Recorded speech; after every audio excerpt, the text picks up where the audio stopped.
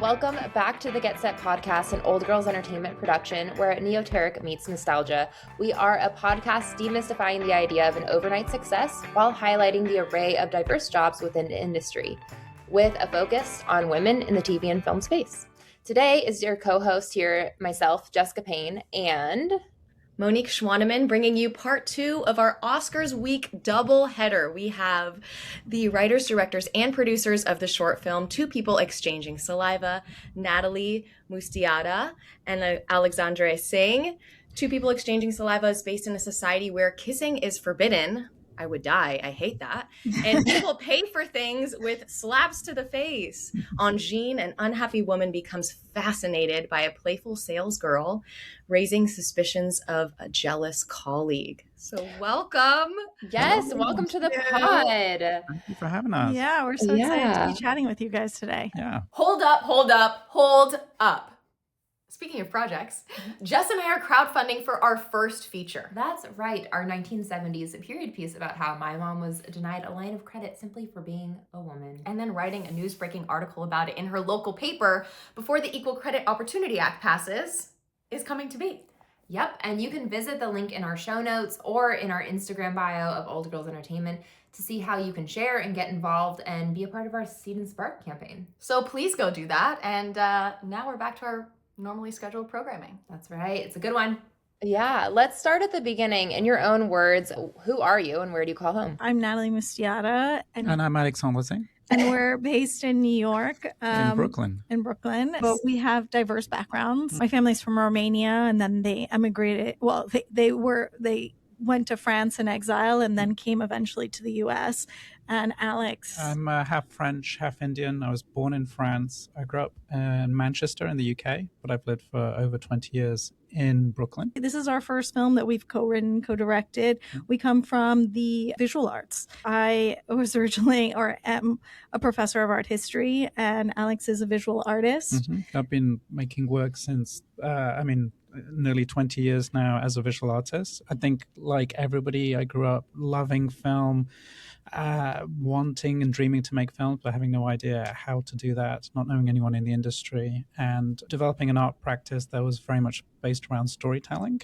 And so it was quite a natural transition to eventually just say, we're going to do this. We're going to try no matter what. And if you can't already tell, we are a married couple. Alex, sort of from the get-go, all we ever did was talk about film. And so Alex was like, rather than talking about it or writing about it, why don't we try and make a film? And we're also lucky that right now, this is an era where I don't think you have to go to film school to learn about the technical aspects of filmmaking or the craft of storytelling or the business. I mean, business makes it sound like a big word, but how things happen, the mechanics of things. You would think that there would be more overlap between the visual arts and film, and obviously there are examples like Steve McQueen or Julian Schnabel, but they are pretty few and far between. So it was like a whole new, learning experience. And we did it mostly by listening to podcasts and reading screenwriting books. And, once an opportunity presented itself, we took it. Yeah. Let's talk about that opportunity then, because this was like your first, thrust into the entertainment industry. So, we heard a little bit about this story in the Women in Film Q&A that we heard you speak about, but we'd love for you to delve into that with our audience. We were approached by this production company in Paris who we had started talking to about a different project, who have a relationship with a luxury department store called Galeries Lafayette. And there are many, many Galeries Lafayettes in France. There are 2 alone in Paris. The most famous one is the one from the 19th century on Boulevard Haussmann, which has a giant dome. It's very iconic. And during the pandemic, they're a huge supporter of the arts. And during the pandemic, they started a relationship with our production company, Musteata Films, where they started inviting performers and artists and video artists and filmmakers to make short little films 3 to 4 minutes while the store was closed to the public over one night. Or for example, there was a really beautiful project where an artist filmed the way packages would arrive on the conveyor belts into the store. It was quite an abstract, conceptual video art piece. And then we were presented with this opportunity to shoot something in the store, and we thought, this is such an incredible location. You have to set a narrative film here, even if that's not what they intended. Yeah, and so we kind of said that like it would be really important to us to tell a story with a beginning, middle, and end. And during the Zoom, as we were talking about this possibility, we started to reflect upon the fact that, a luxury department store is the intersection of power and wealth and luxury and beauty and desire. And, it's such a loaded space. Like, how could we subvert it? And we were ping-ponging ideas back and forth when, Alex sort of threw out the idea, well, what if it was set in a world where people pay for things by being slapped in the face? And, it was a bit of a mic drop. Like everyone sort of, there was a long pause and then everyone started laughing nervously. But I immediately saw like the potential of the idea and also how it resonates and reflects back our own world and the way that money distorts power and relationships. And so we, our producers sort of said, okay, why don't you take a few weeks and start writing and we'll take it from there. And we wrote something that became much darker very quickly, in part because a lot of our ideas are inspired by what's happening in the real world. And at the time, like today, this being in early 2023, there were many things happening that were deeply disturbing, from the woman life freedom movement in Iran, which is both a hopeful thing, but also an instance in which women are being, and young men are being shot at in the streets of Iran for, protesting for their basic civil rights. Or in the US, when Governor Ron DeSantis was arguing that the Don't Say Gay law should be reintroduced. And now, obviously, a lot of things have gone, all of these issues have gotten much, much worse because we're living, in the second Trump presidency with ICE agents that are literally kidnapping people off the streets. So, just like in the film. Yeah. Yep. I mean, a lot of the things that, we pictured in the film were also inspired by things that have happened in the past. History has a way of repeating itself. And as I was saying, my family came from communist Romania, where 1 in 3 people was an informant. So it was, a lot of these things were sort of bleeding into the film, and we never really expected anyone to let us make this film, especially because, we had this, we were shooting inside a very commercial space and kind of critiquing, and by kind of, I mean, literally critiquing capitalism and consumption. That lifestyle. Yeah. So, but I have to say, everyone, read the script and they were like, yeah, we see the parallels to the contemporary world and we think it's important to do this.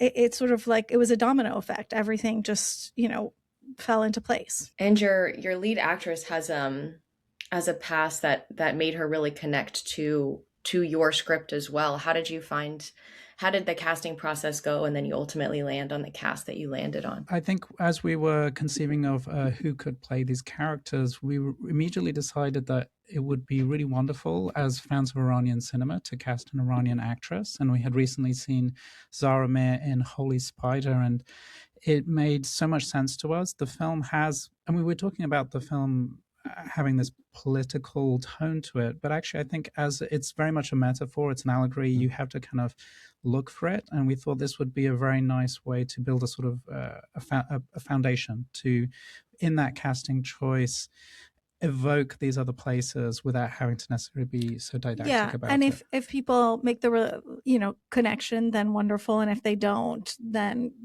it doesn't really change anything for the film.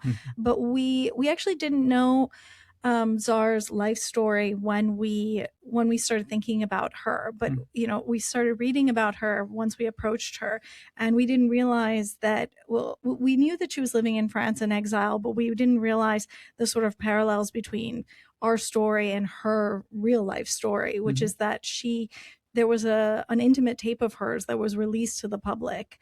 And, you can imagine that would be horrific anywhere in the world. But in Iran, it was particularly dangerous. And she was She was interrogated and imprisoned and put on trial. And the night before her sentencing, she fled to France, in part with the help of the French government. And she's been living there for over a decade, 15 years, and had to rebuild her career because she didn't speak French and she didn't have any contacts there. And so she started working in any position that she could possibly take within the film industry. So she was a cinematographer for a little bit. She was an editor. A cameraman. Yeah. Apparently not a very good one. An editor. Well, she's got some knowledge, which I'm sure makes her a better actor, you know? Yeah. No. I mean, it was funny at a London screening, we had some of her BBC crewmen who joined. And they were like, we're glad she went back to acting. But no, in just because she then went into casting, and she was actually the casting director of Holy Spider up until a week before the shoot, when the main actress, suddenly fearing for her life and for her family's, just pulled out. And so she was cast at the last moment in the lead role, for which she actually won Best Actress at Cannes. And that sort of reignited. She was already playing in other films, but that sort of put her on the international stage again. And of course, that was the film that we saw her in. But we never really thought that she would say yes. We were such big fans. And, she was, with any casting process, you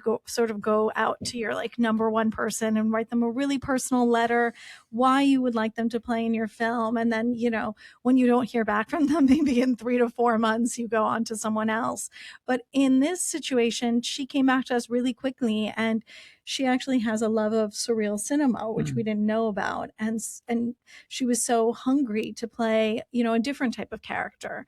And she certainly saw the parallels between, the story and its political message, underlay layer. And but she actually didn't think of Iran. She thought of the West and the sort of rise of autocracies around Western countries in the last decade.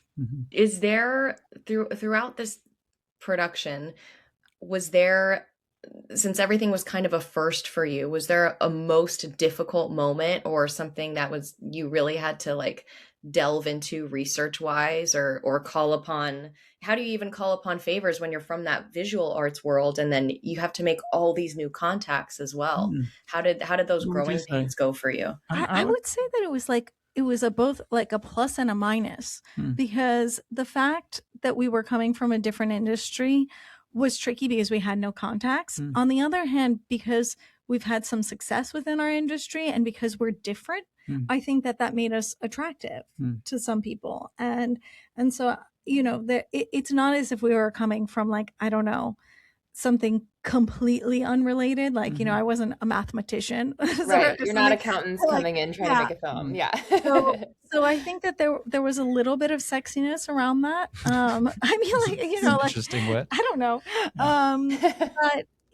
But it was starting from scratch. And I would say, I don't know about you, for me, the most stressful and difficult part of filmmaking is the crewing up, because you are hiring people based on the research that you've done on them, and maybe a half an hour conversation in a cafe, maybe followed up with a 45-minute conversation in another cafe.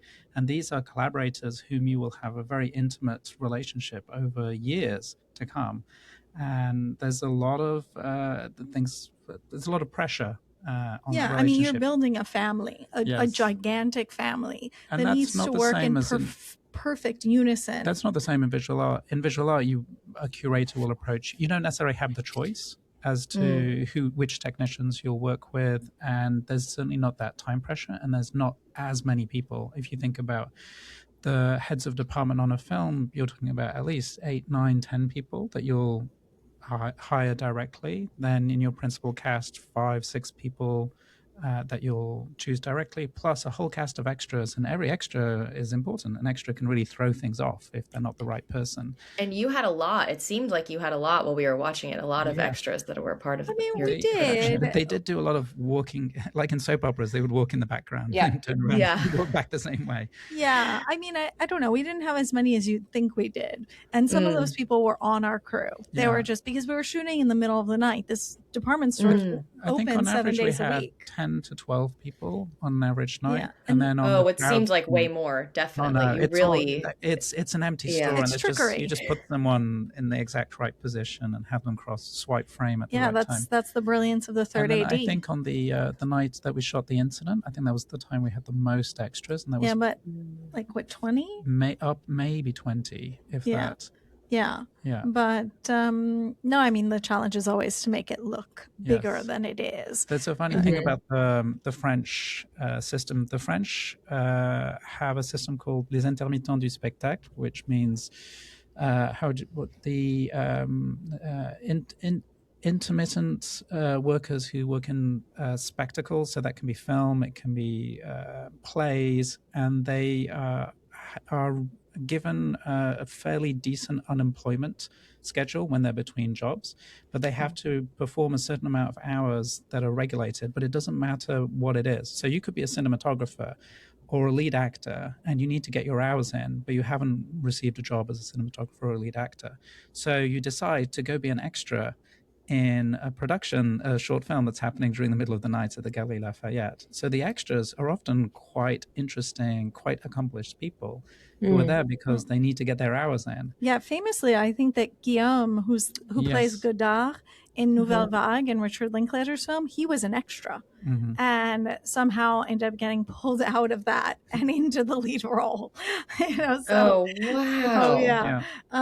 But in our case, I mean, what we did was really prepare. I mean, that's how it was all very grueling, very magical at the same time. For me, the biggest challenge was shooting in the middle of the night with very few hours and like quite a lot of pressure because we knew that, this was, it's not every day that you can shoot a film. And we felt really, really strongly about these characters and this story, and we really wanted to get it right. So we scanned the entire department store, which is, quite a huge. feat. It's a huge space. It looks massive. Yeah. Yeah. And then we created a 3D model and animated all the characters and created a full pre-visualization of the film because we're two people. We're shooting in the middle of the night. We didn't go to film school. Like, there are just so many things working against us. And so we had to make sure that we came in with a solid plan. Even if we ended up deviating or throwing it out the door, like, we knew we had something to fall back on that was really strong. And there are certain situations where, like, we would have never discovered that shot if we had only like a few minutes on set right before it's like camera up. Yeah. Like, one of the first things that we shot in the film was this very tense bathroom scene between Melez and Petulant, where, she's just bought some contraband, some toothpaste, and, which sounds really silly, but it's a tense moment in the film. And it's a really simple scene in the sense that we're shooting it all at an angle through a mirror, which allows us to capture the whole drama of the scene in one shot. And I don't think people think about it, but that, like, for me, that was a really elegant thing that we did. And it was a space that had some 20 or 30 cubicles in it and another 20 mirrors in it. And when you did the location visit, because it's a working bathroom, it stank of pee. It's not the kind of space you really want to spend much time in. But we scanned it and it was quite complex space. Maybe a couple of days required to clean up the model. And in those couple of days, looked into every single mirror to see if there was a shot that could tell the story as simply as possibly. And eventually found that one spot.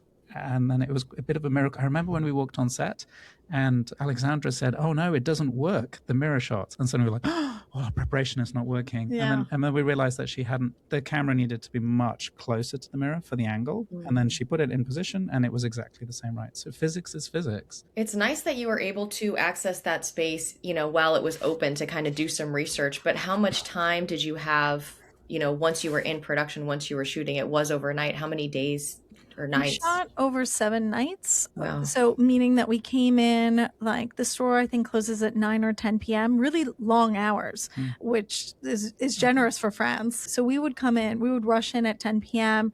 and then we would have camera up sort of at like around midnight, and then we would have to break at 3 a.m. for lunch, and then we would have to sort of pack everything up by 6 a.m. So it was quite a short night. And So then we shot other nights. There's a scene where there's a loading dock that was shot at the main yeah, space. but that's within the 7 nights. Within the So 7 like we nights, moved because there are two stores. There are two stores in Paris. We shot certain scenes in one store and other scenes in the other store. So we kind of mixed the two together. And yeah, and then we shot during the day in the ravine, which arrived really late. We had a lot of trouble finding the exact image that we were looking for.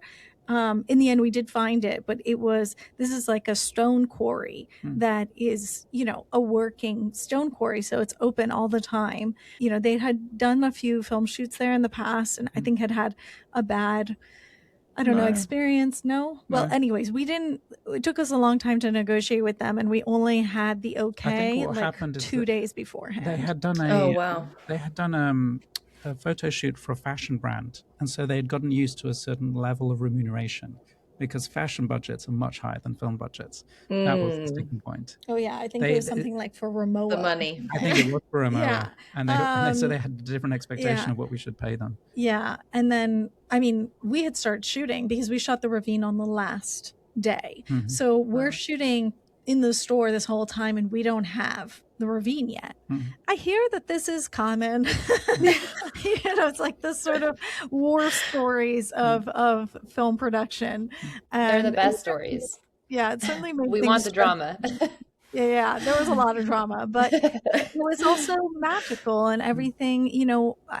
Like it all came down to the fact that we had a really incredible team and like such a warm and fantastic relationship with our cast.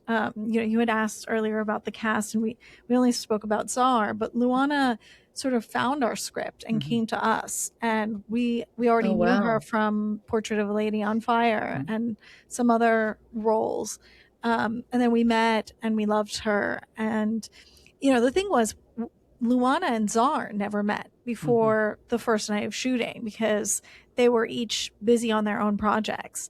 And so the question of like a chemistry test or any of that, like that was just like, better work. We're sort of, we felt like it would work, and obviously I think it does. But absolutely.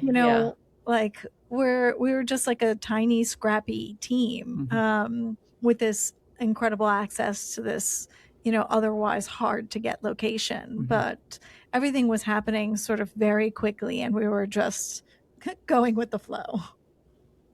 Well, yeah, and the incredible preparation that you put into it. Yeah. It's like you knew that this, you knew that you had so much to learn and to do and to tackle, and you wanted to be as best prepared as you can, and you were. And so, like you said, when you had to pivot, you could. You had the team to do so. Yeah, it's about preparing as much as you can so you can be flexible on the day.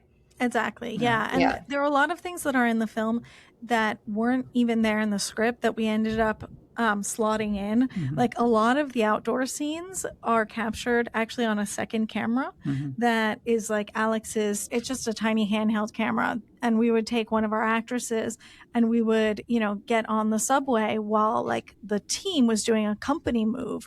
We would be shooting, like we'd be stealing some shots outdoors. But even during our company move, Alexandre was shooting Czar in the car going to the ravine. Yeah, exactly. Yeah. So always looking for those efficiencies. Yeah, but like all of those shots in the car on the way to the ravine weren't in the script. Yeah. Luana on the metro wasn't in the script. Luana returning home from buying the toothpaste wasn't in the script. So all of those things were just like, coming from the visual arts where we're used to doing everything in a sort of run and gun style, we're like, let's just do it. There's no, no one's going to be able to tell if this is shot on a different camera. Like that's the beauty of color, of grading. Right.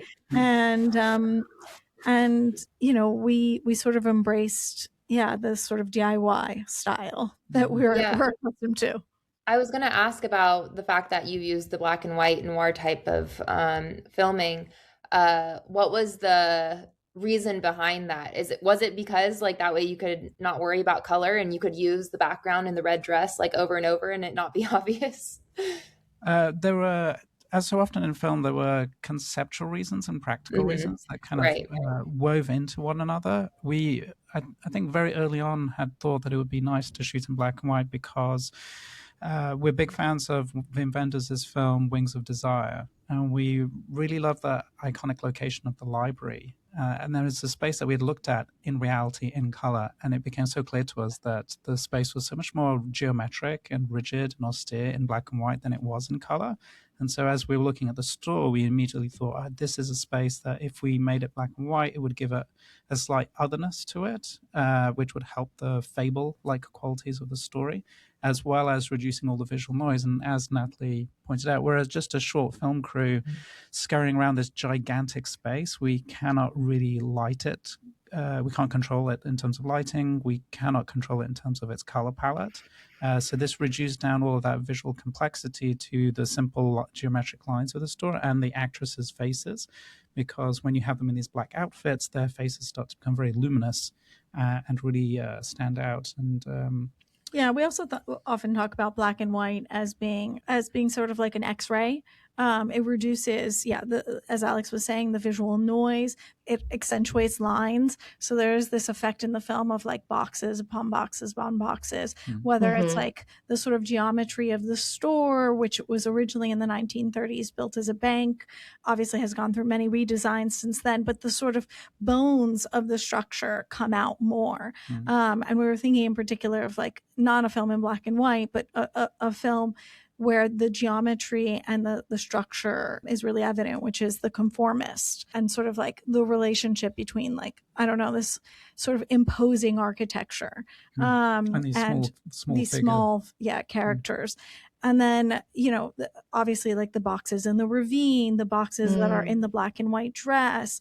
There was a sort of, almost, also like coming from the visual arts, you often begin with pencil on paper, like, in a black and white form. So there was sort of like many artistic and black and white is more graphic and it's more purely compositional. So there were so many reasons to shoot in it was one of the earliest decisions we made. We started looking at the store in black and white, and it felt so obvious to us. And then we were shooting in the middle of the night, so this sort of like was one less thing to think about. That being said, for the costumes, you end up having to think more because how do you like bring out sort of the texture and costume in black and white becomes about texture and surface and sometimes about reflectivity. And we thought very carefully in this world to make sure that there were no repeating patterns aside from the black and white dress. So none of the characters wear patterns, which as for our costume designer, Rezvan Farsijani, that was an interesting challenge because pattern is built into so much of our clothing. But we wanted the dress to feel like a UFO, like something from another world. And then silhouettes become even more important in black and white. It was it was a fun challenge. Yeah, but now people always ask us like, why did you shoot in black and white? And we're like, why does anyone shoot in color? Black and white is wonderful. Like, there are so many reasons. Yeah. No, it is stunning. It truly is stunning, and all the things you highlighted definitely came through as we were watching it as an audience member. We talked earlier about the absurdness of some of the things, like a security guard who's smelling breath instead of checking for weapons, because that is a weapon of that time, let's say. But like we said, with the absurdness of it all, people right now are getting abducted off the streets in this country, in the United States. Is there an overarching message or feeling that you hope audiences get when they take away, or it's just that the conversation continues and they're just able to see these parallels, or that they just enjoy your film, period?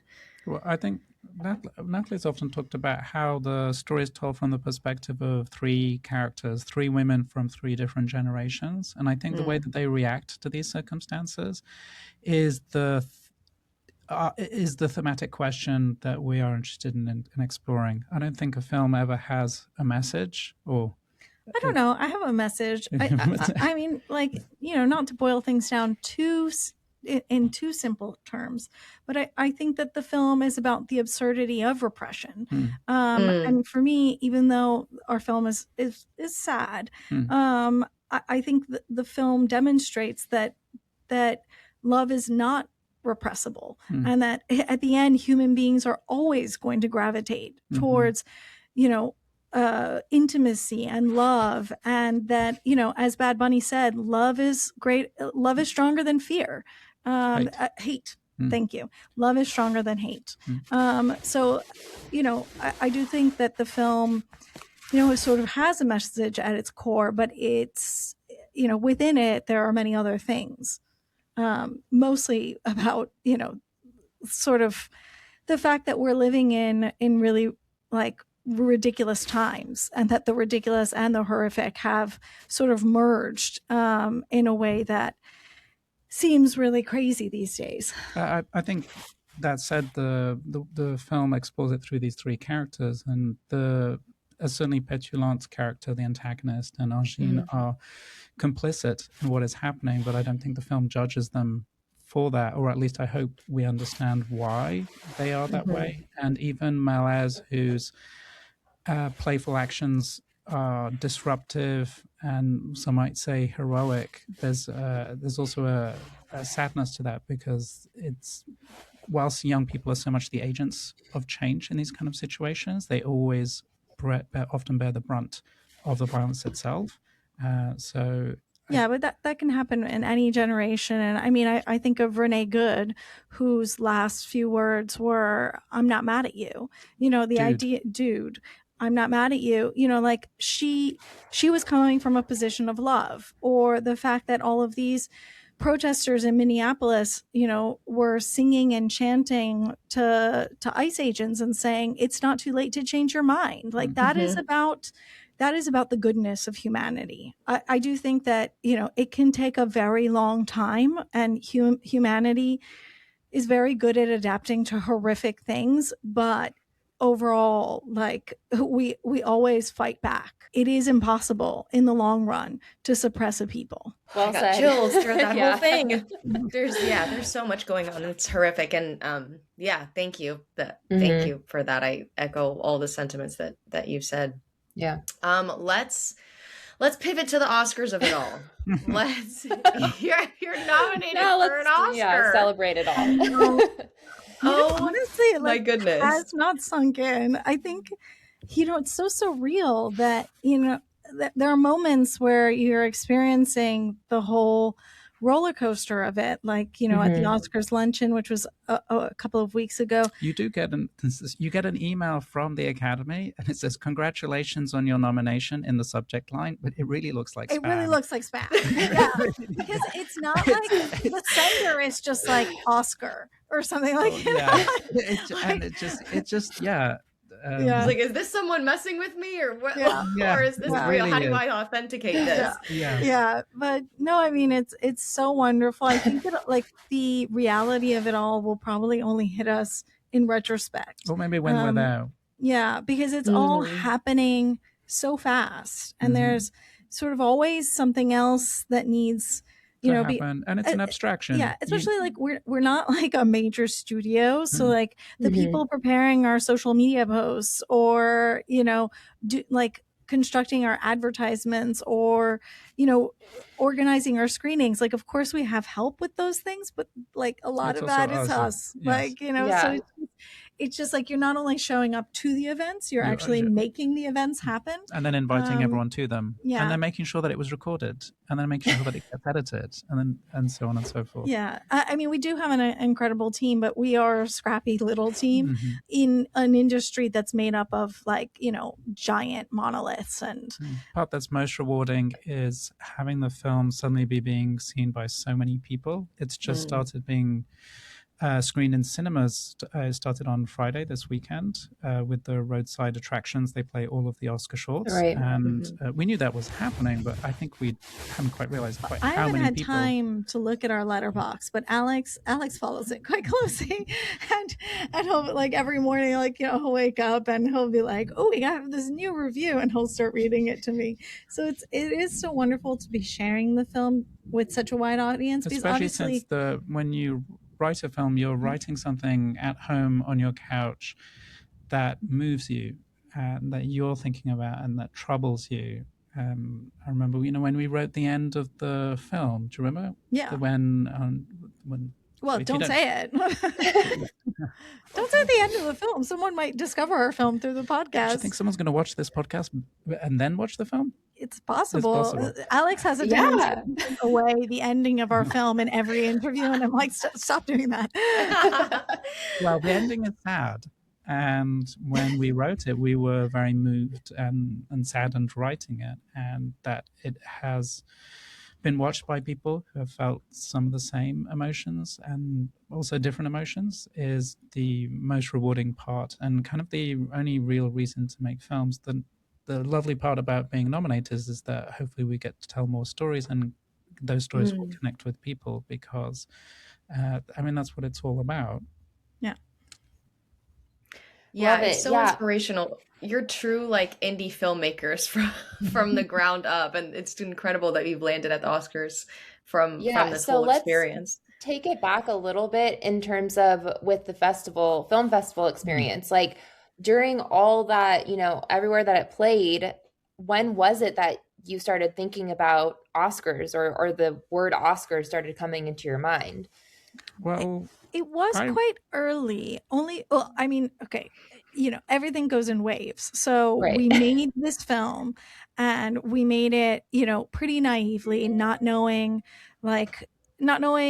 really, or not having watched that many shorts, and not realizing that it's unusual to tell a story with a beginning, middle, and end, and certainly to tell one that's 36 minutes long. But we wanted to make the biggest thing that we possibly could. And for us, it was really important that the film have an element of catharsis. So in order to achieve that, we wanted to tell this sort of like, a story of evolution and change. But as soon as we started, had a first edit, we realized that shorts distributors hate films that are over 30. I mean, in general, like festivals don't really want anything more than 15 to 20 minutes max. Their ideal short is 12 minutes. And so we, our film started out as 52 minutes and then went down to 36. And we tried to get it under 30. It just started to break. And we were like, well, we're not going to break this film. We're going to make the best thing that we can, and then hopefully the film will find its audience.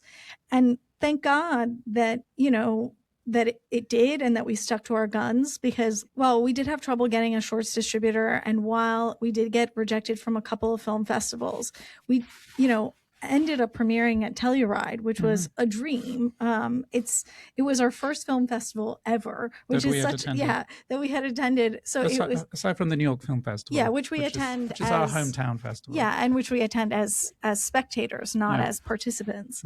It was such an incredible first experience, and from there it was at that point to get very in the weeds. No, it was not at that point. No, it was. Do you remember? No. We shortly thereafter married couple. I'm like, your memory is failing you. No, right. Shortly thereafter, we got into AFI, and we had this really lovely note from the programmer Nicole, who wrote to us being like, "I watched your film back in May, and I've been telling everyone about it. I think it's the best thing I've ever seen," and so we were really excited for AFI, and we came to Los Angeles and had our premiere. We were super jet lagged because we had just come from Paris, and we ended up, and we had this Q&A at like 11 p.m. because the screening was at 9 p.m., which was actually like 8 a.m. in France. It was really brutal. We were like incomprehensible. It was one of our worst Q&As. And then the next day, and we were both sick too. And then the next day we get an email saying that we've won the jury prize, which of course is a qualifying event for the Oscars. And we couldn't believe it. We were so excited, you know, because we had seen the other shorts and we were like, they're strong. They're strong. Alex was like, you know, don't get your hopes up. From there, we were like, okay, well, what does this mean? And we had actually qualified, you know, it was October 2024, but we had missed the deadline for the Oscars 2025 by 2 weeks. So Which I think was a good thing. Yeah, for sure, because we had this very long runway where we sort of like started we had a whole year of festivals to build up relations, to make a poster. We didn't have a poster at AFI. We didn't have anything. We didn't have a press kit. We had, well, I think we had a press kit by then, but all of these things that you were meant to prepare in advance, we would just... Yeah, we actually found our poster designer through someone, a different filmmaker at AFI, whose poster we loved. And so, so I mean, we were just really learning along the way. And by the time that we went to our third film festival, which is one of the best film festivals I've ever been to in my life, is called Clermont-Ferrand, and it's in France. It's considered the Cannes of shorts. It was there. It's a 10-day festival where every day, all of the shorts, which are like 500 plus shorts, play in a cinema. So, you know, and the cinemas range from like 300 seats to 1,400.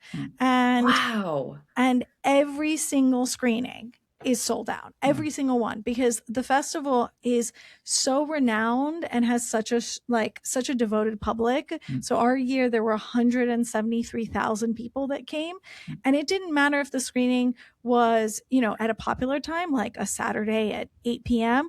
or on a Monday at 8 a.m. Like those screenings were both sold out, and it was just, you know, this incredible electric relationship with an audience. And it was there that we won the audience prize. From there, we were kind of like, okay, well, if nothing else happens, this was already magic. But the film just kept taking off. And so we were like, okay, the fact that our film is working with audiences and with juries means that there might be something here. And really, like, everything, we just took it step by step. Like, you know, we never imagined we would actually arrive here. You know, it was just a sort of like, you know, you're climbing up a ladder and you're just seeing like how far up you can go. At what point did you bring your PR team on, and did you bring in anyone else to build up those press kits, or was that also you doing everything? We brought in a PR team for AFI Fest. Natalie had for a month. For a month, Natalie, we thought, we should learn what it means to have a PR team. Well, honestly, I didn't understand how press worked up until we hired a publicist. Yeah, tell us. So we would love to know. I was just like, journalism is just like journalists going out there and reporting on things. They're just sniffing around looking for stories. What should I write about? Didn't understand what the role of a PR person is, like very, very naively. And so we hired someone. I mean, it's quite difficult to get people to write about shorts up until the Oscars. So I wouldn't say that it generated much, but we did find people that we liked working with. Well, most importantly, we started working with publicist Asna Nakayama, who was just for 1 month for AFI Fest. Yeah, who was at a different PR company, and then we reconnected with her a year later. And then for this campaign, and she's become one of our main publicists. Yeah, we sort of hired like a couple of publicists, but most of the team came on around September of 2025. So like as the fall, because I think a lot of the campaigns began around October. So we had sort of like communicated with other people that had been nominated in the shorts category in the past, and we were like, we don't understand how this works. Like, please take us step by step through this process. And so we ended up finding Joshua Jason, who is like, you know, there are very few people who are specialists in the shorts branch, and he's one of them. And we really loved him and his team.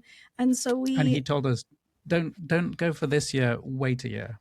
Well, I mean, we didn't have a choice in the matter. Yes, like yeah. it was always going to be 2026. Yeah. So yeah, and so we started a conversation with him, and then around late September, we had our New York premiere, which was also very magical. Like our film hadn't gotten into Tribeca, which is, one of the big New York film festivals, in part because it is so long. And so we ended up being put in touch with Metrograph Cinema, which is an amazing independent cinema in New York.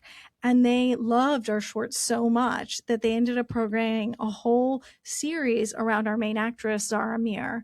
And our film began and ended the series. So we had these like really incredible, New York screenings that are, a sort of spotlight that's never really given to shorts. And it was around that time that we were like, okay, I think we're going to try and go for this. Thank you for illuminating that all for us. Taking it back to, assembling your team a little bit. How did you get your EPs involved? We're such big fans of Isabel and Julianne, but we didn't have any connection with them. With Isabel, we had a screening at this contemporary art museum called Jeu de Paume in Paris, which is in the center of Paris, like near the its address is number 1 Place de la Concorde. Place de la Concorde is that huge roundabout with the obelisk, Cleopatra's Needle in the center. Very iconic location. Yeah, and we happened to do a screening there, and it's a very small theater, 97 seats, and in the audience was Catherine Deneuve and Isabelle Huppert, who'd come out for a short.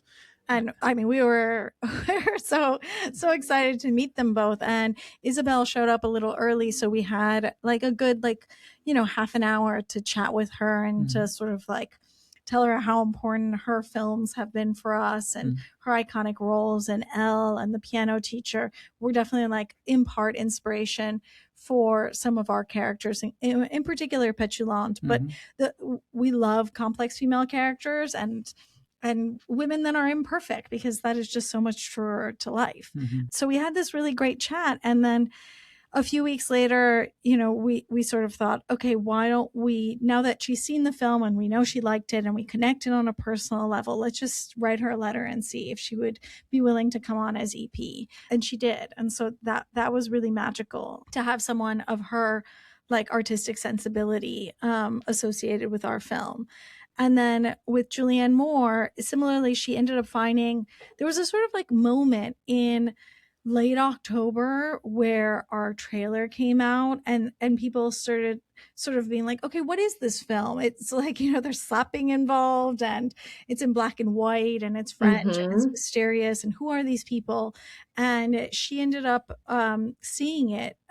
We got representation around that time, and she ended up seeing it through the agency and sort of wanted to meet with us for a coffee and just chat generally about film. And we had this like really beautiful 2-hour lunch where we talked about art and family and film. And at the end, she was like, let me know if there's anything I can do to help you guys out. And we were like, I mean, we can always use help. We don't know anything. We're outsiders, like help us.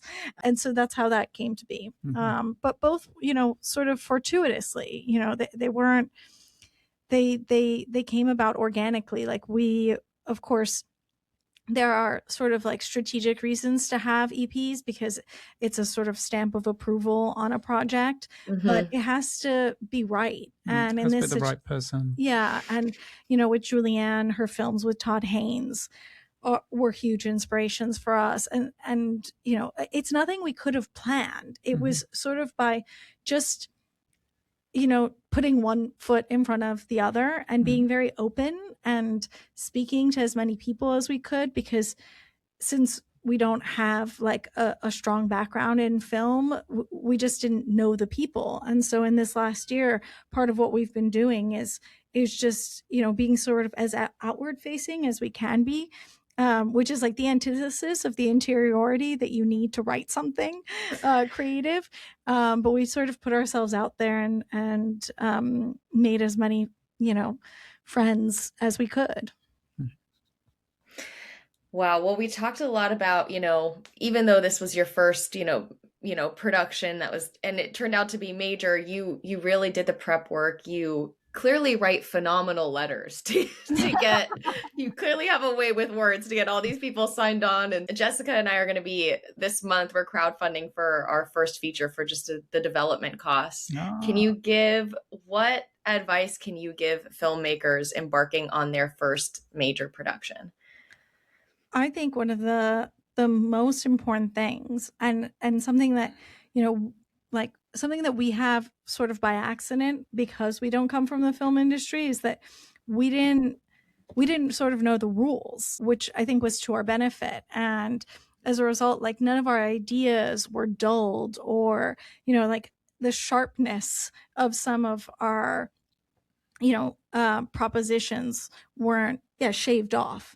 So I think it's really important to make things sincerely and to not sort of think about strategy. The strategy can come later, but to make things that stories that you feel really passionately about, and to do them as well and as audaciously as you can. Mm-hmm. I'd also say, on a very practical, logistical note, the making films has become very global. And there are so many resources and ways to put money together in terms of tax credits and grants from countries outside of the United States. And it's always good to think about a way that you can make a film entirely within the United States system, but there are other opportunities, and nothing is stopping you in this day and age from making a film that's a little bit in Switzerland and a little bit in Canada, if that makes sense to your project. But just to be open to those possibilities. And that goes both ways as well for people in the European system, to know that you can also go to the United States and you can also crowdfund, or you can also look for private financing, which is just to be open, because people get used to the kind of the ecosystem that they're within. And they think, the barometer for success for my film will be, I'm going to shoot a film in Texas and I will try to get it into Sundance. And if it doesn't get into Sundance, I'm going to throw myself off a bridge. But there are films have become so much more global now, and there are different pathways for a film beyond just that route. And I give that example, but the same would be true of a German filmmaker in Germany saying, my film has to premiere at Berlinale or Locarno, if not, because it has to follow the path of other filmmakers who are who I know and who are in my social circle, and that is my expectation. But you can be open and nimble, if that makes sense to your project. And Natalie's very right. You don't distort your work just to make it work practically for those reasons. Yeah. Thank you. And I know you mentioned earlier that we're a fan of podcasts. So there are podcasts and books that you really use throughout this process. Do you remember any off the top of your head? Or for definitely. Sure. I mean, the first podcast that we ever came across was Script Notes, and that was over a decade ago. And when we came to it, there had already been like hundreds of episodes, and we went back and listened to all of them. And we actually went on Script Notes recently. Yes. So that was a full circle moment. Full circle. Yeah. And then and I would add two other screenwriting podcasts that I would highly recommend are Draft Zero, which is a Australian screenwriting podcast that gets very deep into craft, and The Screenwriting Life with Lauren McKenna and Meg LaFauve, which is also a very craft-focused podcast, but it also very much explores the emotional and thematic aspects of storytelling and how they can relate to your own personal traumas, like that kind of nourish the work. They often talk about getting into the lava.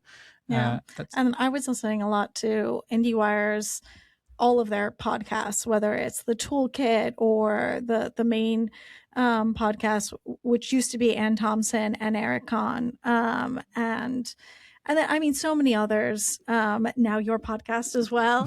Thank you. But yeah, no, I mean, we're just such a, I don't know, all of these people kind of felt like sort of like, family members for us, or teachers, because they were so regularly in our home. Yeah. And yeah, it's still somewhat surreal to be speaking to some of them, or to sort of be part of the conversation now. Yeah. Wonderful. Well, thank you so much for those resources. We'll link them all below in our show notes. Yeah, and thanks for coming on the podcast. We're so Oh, excited thank you that for you having us. were Thank here you. and speaking to us today. And just for our audience, if we haven't seen the film yet, one, try to catch it in theaters because obviously it's going to be, it was beautiful in theaters. It's, enough to like go and see. You got to get out and see it, especially if it's coupled with all the other Oscar short films. But also, if people have not seen Two People Exchanging Saliva, it is available on YouTube, right? You just like can't get out, and you got to do it on but use your television screen for it, your smart TV. Yes, watch it Do on it. as big of a screen as possible with the sound Yeah. loud. with the sound raised. Yeah. Yes. And we also have a website, twopeopleexchangingsaliva.com. It's crazy that domain wasn't already taken. You're so lucky for that. I know. The beauty of choosing an original title. Yeah. And on our website, we have conversations that we've done with Julianne and Isabel, as well as our Luana Bajrami, who plays Melez, recently did one with Jodie Foster, who came across our film on the Academy screening site and loved it, and that was like so magical for us. As well as conversations with Barry Jenkins and Vicky Creeps and our cinematographer. Love Barry Jenkins. Yes. Love him too. Yeah, we didn't mention this, but Barry programs the shorts at Telluride. And so, which is so magical. He has like a very long-standing relationship with the festival. And, we didn't have any connection to him. He actually finds the shorts, through the platform, which is amazing. And he only programs like, 7 of them. So we never expected to be one of them, but it was quite the way to begin. Yeah. Wow. And so in addition to the website, is there anywhere can people follow you on social media? Oh yeah. Yes. We have an account which is two people exchanging saliva with underscores between the words, and then I also have an account under my name, Natalie Musteata. And we post a lot in the hopes that it reaches someone. You got to beat the algorithm that way. You have to stay annoying. We feel bad to all our friends who are mostly the ones being bombarded. No, I'm sure everyone is so excited. I mean, we're we just met you and we're so totally excited for you. Thank you. We love seeing your content come across our feed. Absolutely. Yeah, and we'll definitely link everything in the show notes, all the different sites and socials and all of that as well. Thank you again for coming on. We hope all of you, we all hope that all of you listening feel as inspired as we do to make your film happen, because that's what it's about. And Oscars are this Sunday, March 15th at 4 p.m. Pacific time on ABC and streaming on Hulu, hosted by Conan O'Brien. So keep a lookout, because you never know. Have you guys planned your outfits yet? We're trying. This is the problem, is that you think that you're going to have all this time to like think about what you're going to wear, and then at the end, like there's no time to think about outfits. After all like the press junkets too, I was like, imagine every time you screen it trying to find a new outfit or. Oh my God. Yeah. I understand the role of stylist. I mean, I always understood the role of stylist, but now I'm like, now I really understand. Yeah. So shout out to the stylists out there. Yeah. Well, thank you again, guys. This was so much fun. We appreciate that. We're so happy that you came on, and congratulations to your whole cast and crew of Two People Exchanging Saliva. Really, from the bottom of our heart, congratulations. Yay. All right, now go get set. Wait, hold the phone. Just not if you're driving. Jess and I are creating our first feature film, and we are finally ready to tell you about it. Not only that, but we're ready to get you involved. Picture this. Based on true life events of Jessica's mom, in the 1970s, Jean's husband and father of their child up and leaves in the middle of the night, files for divorce, and her struggle to get a credit card in her own name becomes history-making news story. Sound familiar? Gosh, I hope not. With themes of womanhood, equity, activism, friendship, and identity, this film is too important not to get made, and not to get made well. So please help us do that. Yep, it's happening. Yeah, we're so into it. And as cheesy as it sounds, we hope you are too. But don't worry, we're not raising all the funds right now. We definitely need financiers to come in and help us with that. But in the meantime, we're raising funds for legal fees, a casting director, and development costs to help propel us into pre-production. So if you like Erin Brockovich. And you're all about the fight for women's equality like Good Girls Revolt. And the complex character relationships of Lady Bird. And the investigative journalism of All the President's Men. Or if you just love Naomi. Yeah. Yeah. This one's for you. It is. It is. So, whether you like, share, donate, email it to your grandma, literally all of it helps. So please help us reach our goal and help us get set. The campaign is live on Seed and Spark, and link is down in the show notes below. The Get Set podcast is created, edited, and produced by Jessica Payne and Monique Schwaneman of Old Girls Entertainment. Original music composed by the incredibly talented Kyle Hall. You can follow him on social media at Kyle Hall Music. If you vibe with this episode and our mission of bringing to light different career paths in the industry, especially for women, be sure to subscribe, leave a review, and share us with a friend. Thanks, friends.